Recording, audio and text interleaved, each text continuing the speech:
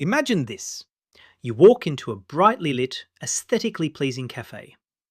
You order a $6 iced oat milk matcha latte.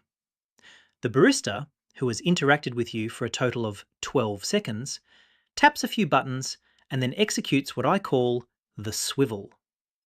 Suddenly, you are staring at an iPad screen demanding a 20%, 25%, or even 30% tip for a drink you haven't even received yet.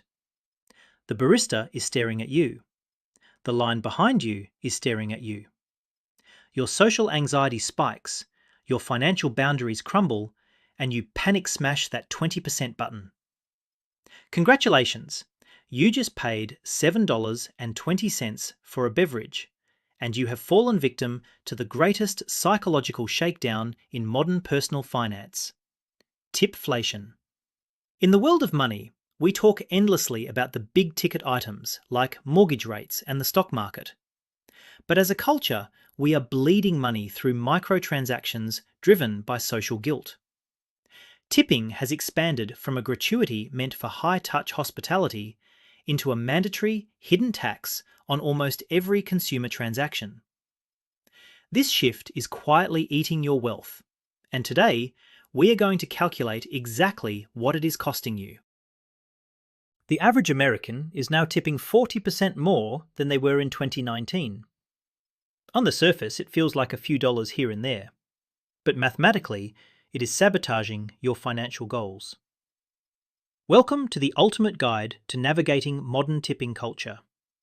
Today, we are putting on our CEO hats. We are going to quantify exactly how much tip creep is costing you annually, dive deep into the behavioral economics of why we do it, and build a strategic, foolproof tipping framework so you can reclaim your budget without looking like a jerk. This is going to be the highest ROI on your time today. So before we dive into the data, make sure you hit that subscribe button. We analyze the cultural forces that affect your wallet every single week, and being part of this community is the easiest way to keep your financial house in order. If you want to stop the leaks in your budget, you need to stay until the end, when we reveal the $100,000 opportunity cost of that coffee screen. Let's get into the history of how we got here. To understand the iPad screen, we have to look at the perfect storm that created modern tipflation. Historically, tipping in America evolved into a standard 15% for sit-down restaurant service. By the 2010s, that standard had crept up to 18 or 20%. But it was still largely contained to specific industries: waiters, bartenders, valets, and hairdressers. Then came 2020. During the height of the pandemic, tipping became an act of solidarity. Essential workers were risking their health to hand us our takeout bags and brew our coffee.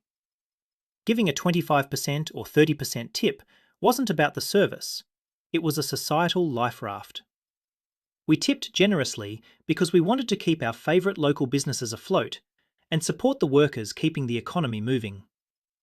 It was a beautiful moment of community support. But as the pandemic subsided, something strange happened. The tipping screens didn't go away. In fact, they multiplied. Corporate America realised something brilliant and insidious. Consumers had been conditioned to tip on everything. Instead of raising wages to meet inflation and the demands of a tight labour market, many businesses shifted the burden of employee compensation directly onto your conscience. The generosity of 2020 became the baseline expectation of 2024. The explosion of digital tipping wasn't an accident. It was a technological revolution fueled by companies like Square, Toast, and Clover. These sleek, cloud-based point-of-sale systems revolutionized the way small businesses operate. But they also revolutionized the psychology of the transaction. Before the iPad era, tipping at a coffee shop meant physically taking a dollar bill out of your wallet and dropping it into a jar. It was an opt-in system. You had to make the active choice to reach for cash. The iPad screen reversed this. It made tipping the default and not tipping the active, confrontational choice. This is where the math gets interesting. These screens utilize a behavioral economics concept called anchoring. When the screen presents options of 20, 25, and 30%, your brain is anchored to these high numbers. Suddenly, leaving 15% feels incredibly cheap, and clicking custom tip or no tip requires breaking a social norm.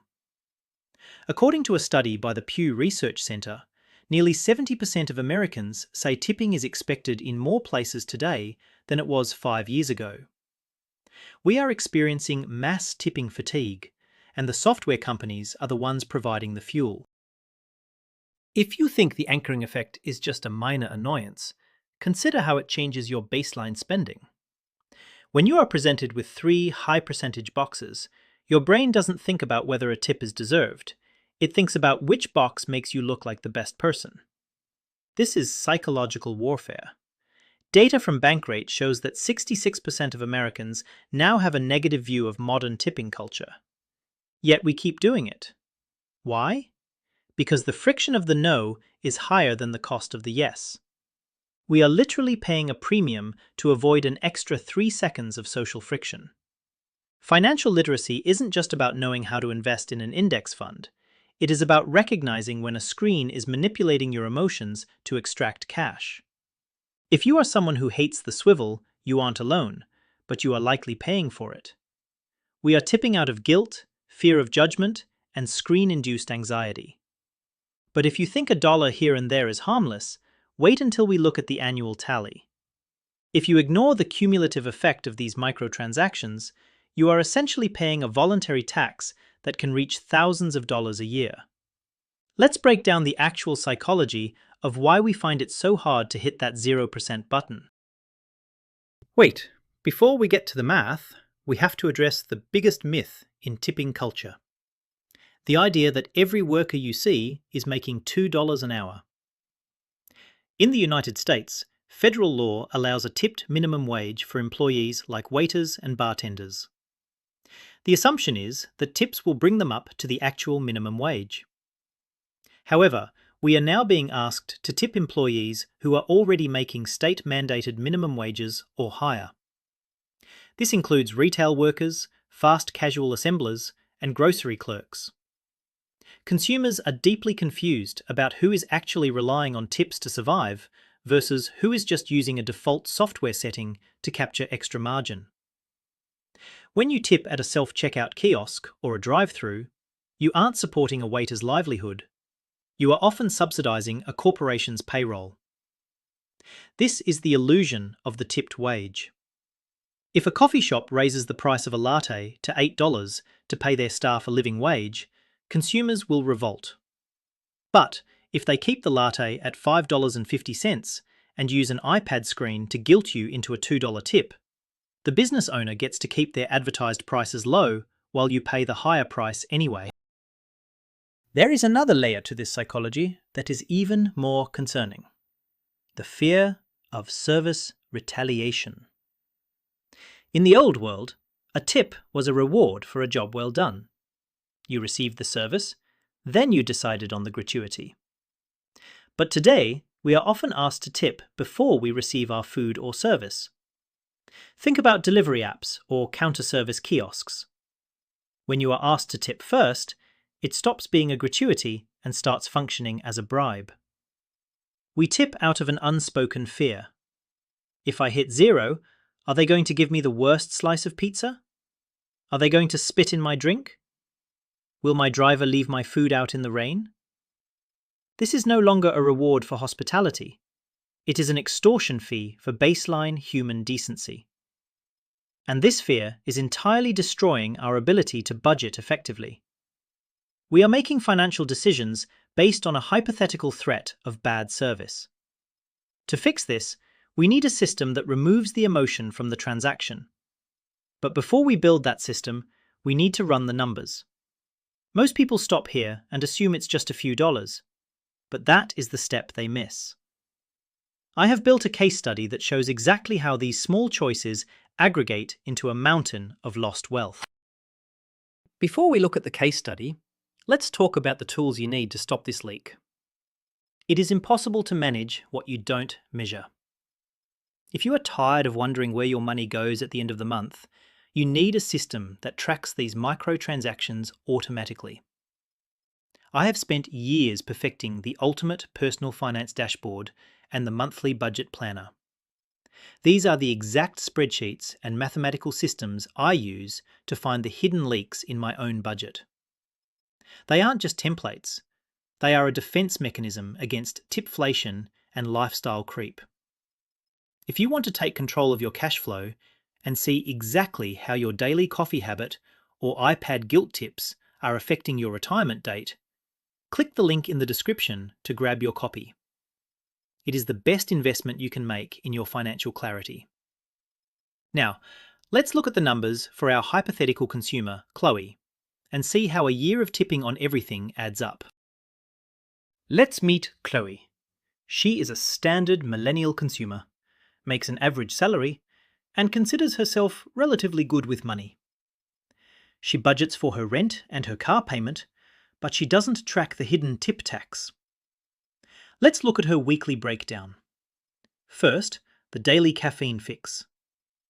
Pre-2019, Chloe bought a $4 coffee 4 days a week. She occasionally dropped a quarter in the jar. Today, that coffee is $5.50 due to inflation. But the iPad now prompts a 20% minimum. Chloe panic tips $1.10 every single time. That is $4.40 a week, or about $229 a year. Next, let's look at the fast casual lunch. Twice a week, Chloe grabs a $15 salad. She orders at a counter, but the iPad asks for a tip.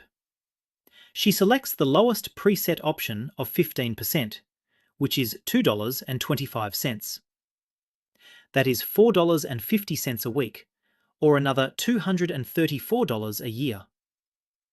Already, between coffee and lunch, Chloe is out nearly $500 annually on transactions that used to be tip-free. And we are just getting started. When you add takeout pickup and delivery apps into the mix, the numbers start to get staggering.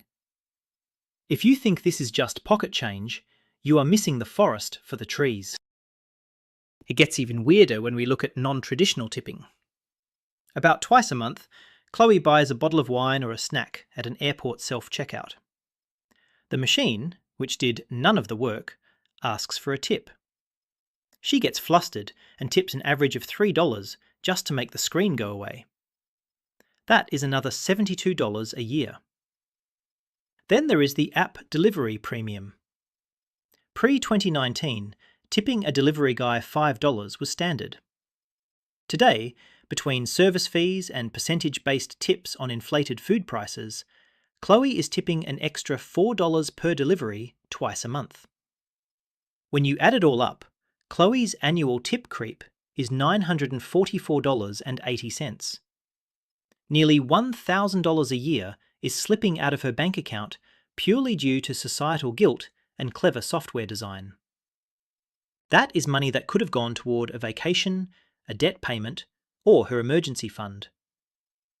But the real tragedy isn't the $1,000. It is what that $1,000 would have become if Chloe had invested it instead of handing it over to the iPad screen. This is where the math becomes truly painful for your future self. In personal finance, a dollar spent today is stealing from your future self. If Chloe is 28 years old and instead took that $944 every single year and invested it in a standard index fund returning 7%, the results are life-changing.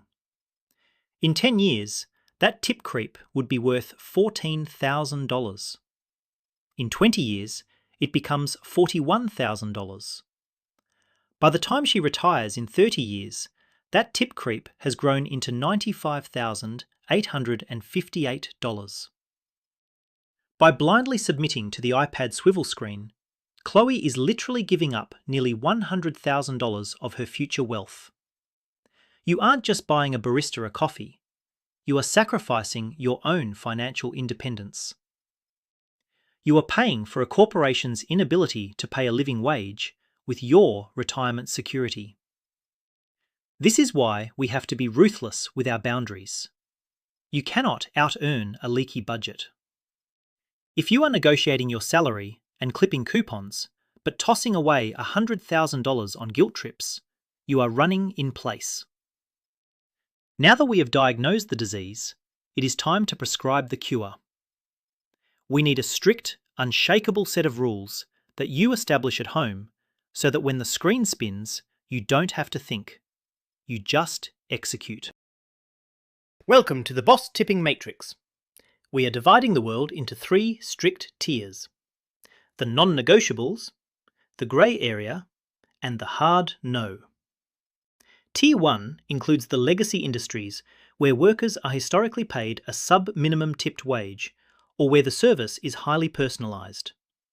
This includes sit-down restaurant servers, bartenders, and delivery drivers who use their own cars and gas. For these folks, 20% is the baseline. This also includes hairdressers, barbers, and nail techs. These are people providing time-intensive physical labour. My rule is simple. If you cannot afford to tip 20% in Tier 1, you cannot afford the service. Budget for it before you walk in the door. If you eat at a sit-down restaurant, the tip is part of the cost of the meal, not a bonus. By being generous where it matters, you earn the right to be strict where it doesn't. This mindset shift is crucial. You aren't being cheap, you are being intentional. You are allocating your generosity to the people who are actually relying on it to pay their rent. But what about the coffee shops and the sandwich counters? That leads us into the grey area, where most of our money is being lost. Tier 2 is where tipping has historically been a casual, keep-the-change gesture. This includes coffee shops and fast casual counters like Chipotle or local bakeries. These workers are generally paid a standard hourly wage, not a tipped wage. In this zone, my rule is 0 to 10%. If I order a complex, customized drink that takes 3 minutes to build, dropping $1 is a nice gesture. But if I order a black drip coffee that someone simply pours from an urn, the tip is 0.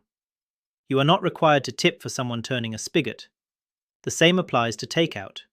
If you are driving to the restaurant and picking up a bag, the kitchen staff is already being paid an hourly rate. A 5% tip for a large catering order makes sense, but for a standard Tuesday night dinner, 0 is completely acceptable. Here is the flip. In the grey area, you tip for above and beyond service, not for the baseline job description. Use the custom tip button and put in $1 rather than being bullied into a 20% button on a $15 sandwich. This is where you regain control of the transaction. You are the boss of your budget, not the iPad software. Now we get to Tier 3, where we draw a line in the sand to protect our wealth. This is the hard no zone. You must train yourself to look the cashier in the eye, hit no tip, and feel absolutely nothing. First on the list, self-checkout kiosks. If you are scanning your own barcodes and bagging your own groceries, there is no human service to tip. Tipping a machine is essentially giving a donation to a corporation's bottom line. Always hit 0. Next, retail stores and boutiques.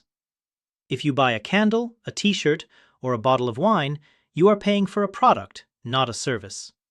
Do not let a screen convince you otherwise. The same goes for drive-thrus.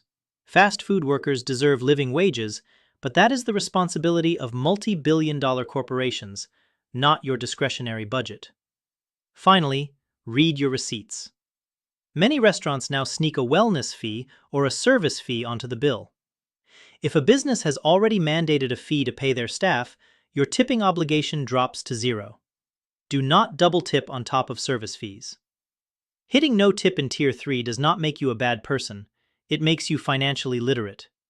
You are drawing a boundary against corporate overreach.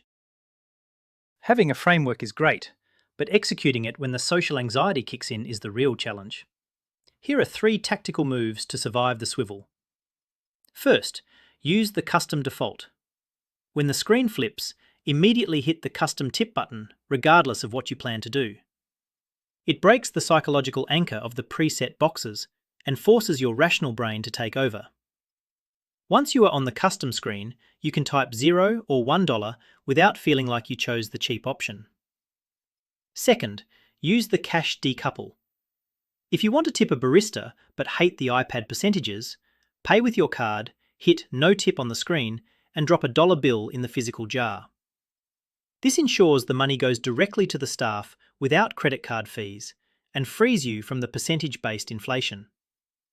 Finally, use the verbal acknowledge. If you feel awkward hitting zero, replace the financial transaction with politeness. Look the worker in the eye, smile and say, "Thank you so much, I appreciate you," while simultaneously hitting no tip. You are recognizing their humanity without subsidizing their employer's payroll. You are in charge of your money. No one is going to care about your financial stability more than you. Building these financial muscles takes practice, and it helps to have a community of people doing the same thing.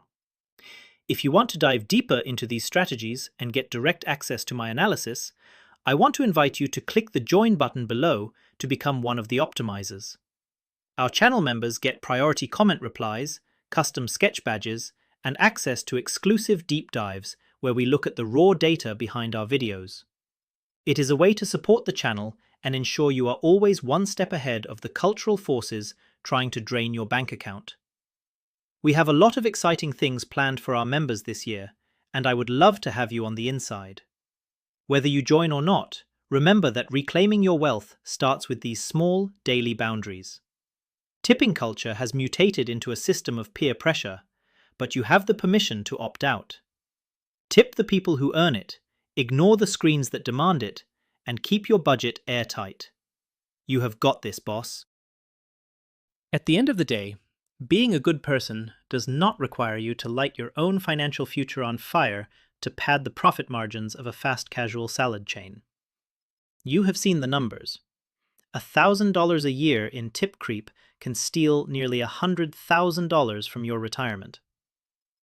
The next time you walk up to a counter, take a deep breath. Remember Chloe. Remember the boss tipping matrix. You have permission to click custom.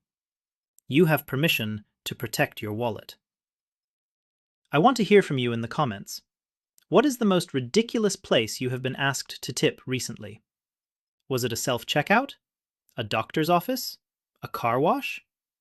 Let's do a peer review of these businesses and see just how far this creep has gone. Your data helps everyone in this community stay informed. If you found this breakdown helpful, share it with a friend who is tired of the iPad swivel. Together, we can change the culture by changing our behavior. I will see you in the comments, and I will see you in the next video.